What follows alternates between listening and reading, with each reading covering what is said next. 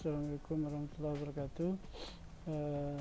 Baik, pada pertemuan 6 ini kita akan bahas tentang big data di dalam cloud computing.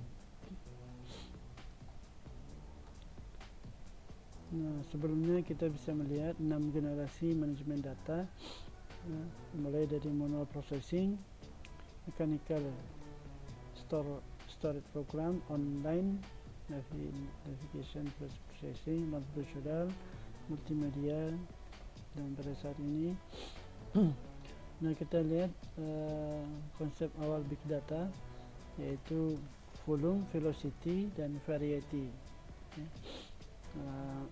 Volume berarti ukuran dari datanya sangat besar, ya. Kemudian velocity, kecepatannya juga harus sangat cepat. Variety dan datanya bukan hanya atau terdiri dari banyak jenis data. Misalnya sebuah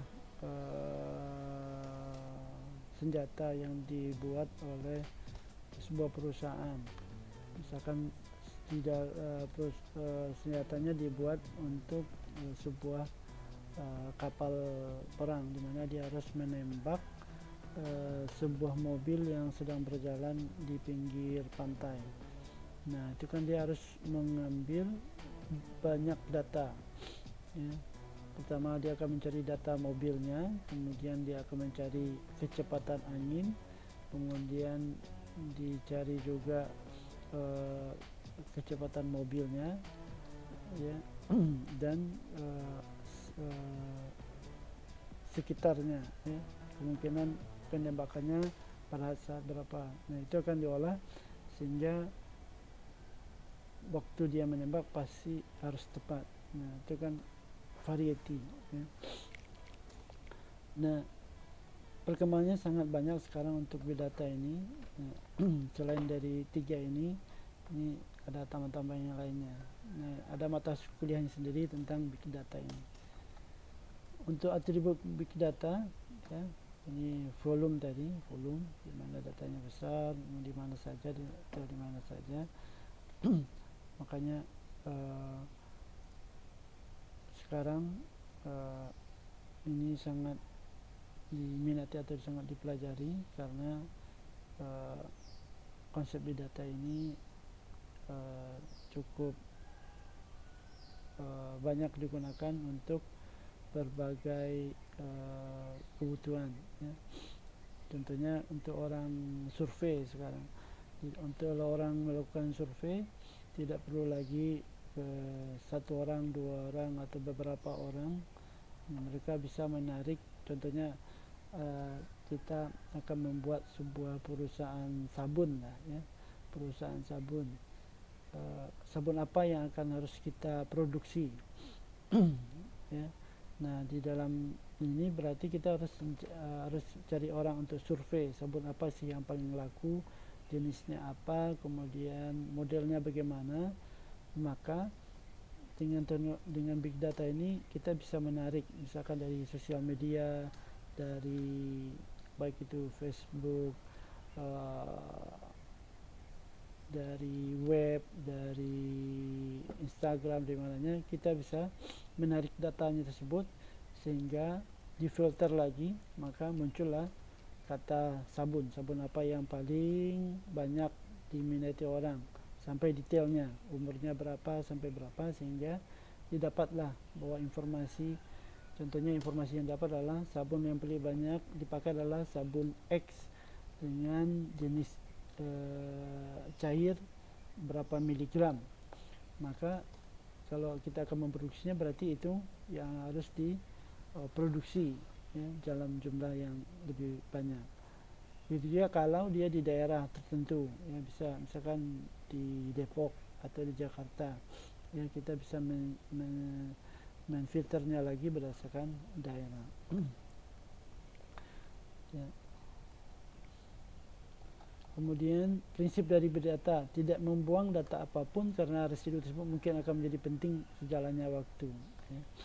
Jadi data berapapun itu tidak akan dibuang karena dianggap pada satu saat nanti akan bisa digunakan. Big Data Processing Software. Pengolahan Big Data diklarifikasikan menjadi dua jenis metode, pengolahan data berbasis batch dan pengolahan data berbasis real time. Big Data Processing Software Google. Google memiliki teknologi canggih yang memungkinkan mampu mengolah dan memanfaatkan big data dengan tepat. Teknologi namanya di Google ini namanya Google Big Table dan Google Map Reduce dan Google File System GFS. Kita lihat Google Big Table.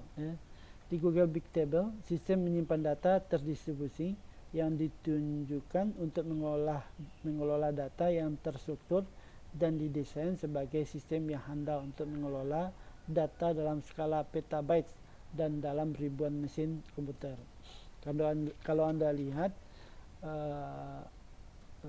data centernya Google itu sangat besar sekali, maka salah satu konsep yang mereka gunakan adalah menggunakan Big Table. Kalau ada yang belum melihat berapa luas dan besarnya data center Google, silakan lihat di Google sendiri, kemudian lihat gambar berapa banyak mereka harus mengelola. Yang Anda bisa bayangkan sendiri, kalau Anda punya email, satu orang itu bisa dikasih 50 GB ya, itu satu akun. Itu aplikasinya itu pun banyak ya, ada Gmail, ada Drive, ada Google Apps, dan banyak lagi yang lainnya. Masing-masing dikasih 50. Itu pun kalau bikin emailnya satu, ada juga yang bikin emailnya dua. Berapa jumlah yang harus disediakan space oleh Google untuk mengelola tersebut. Nah, Google menggunakan Big Table dalam lebih 60 produk dan proyeknya, termasuk Google Web Index, Google Analytics, Google Finance, Orkut Personalized Search, Retailing, dan Google Earth. Nah, termasuk Google Earth nih, berapa luas tuh Google Earth. Di Google Earth sendiri ada Google dibagi lagi ya, ada beberapa, ada Google Street ya, dan Google Earth yang biasa kita lihat yang Anda gunakan untuk mencari peta lokasi dan lain-lain. Nah, Big Table arsitektur ya. Nah, di arsitekturnya ada master node, ada Cubi namanya, table server, di mana di table servernya ada tabel-tabel lagi, kemudian di masing-masingnya ada file sistemnya JVS yang server, di bawahnya ada SS table, dua tabel, ada SS table, dan semua. Ini adalah Big Table arsitektur. SS table, di dalam SS table itu ada immutable, sort, file, key, value, pair, chunk of data plus index ya, sama ini blok-bloknya, ini SS table, ini di index masing-masing tabelnya di ini. Kemudian tabelnya ya sama, ini SS tabel, gabungan dari S tabel, ini jadi tabel. Kemudian tabel, multiple tabel make up the table. S tabel can be shared ya. Jadi tabel, dia terdiri dari beberapa S tabel dan dia bisa join juga antar tabelnya. Finding table, store key, ini cabi file dari root table, metadata, use table 1, use table n ya, sehingga didapat untuk kalau kita melakukan search, model konsepnya seperti ini. Server, table server, manage table, multiple table per server, each table 100 sampai 20 MB ya, berapa jumlah banyak table yang digunakan. Each table leave only one server ya. Table server split table and get too big. Master responsible for load balancing and fault tolerance ya. Masing-masing masternya bertanggung jawab terhadap load balancing, bagaimana dia bisa mengatur penggunaan ya, mengatur load balancing itu mengatur jumlah kerja seimbang sehingga tidak menimbulkan traffic atau menimbulkan kemacetan di servernya, dan fault tolerance-nya. Kemudian Google Map Reduce, model pemrograman rilis Google yang ditujukan untuk memproses data berukuran raksasa secara terdistribusi dan paralel dalam klaster terdiri dari atas ribuan komputer. Ini kemudian Google File System GFS, salah satu jenis dari media penyimpanan data seperti hard disk, flash disk dan lainnya. Bedanya GFS menyimpan datanya secara terdistribusi pada komputer dalam satu klaster. GFS tidak bisa menyimpan data GFS bisa menyimpan data super besar yang tidak bisa disimpan dalam satu hard disk paling besar sekalipun. Jadi contohnya kalau sebuah file yang ukurannya misalkan hard disk Anda 1 tera, sedangkan filenya ukurannya satu filenya database-nya mungkin satu database ukurannya 5 tera misalkan, berarti tidak bisa disimpan pada satu hard disk. Nah, makanya harus kalau GFS bisa dia melakukan itu tanpa harus bikin teknologi lain seperti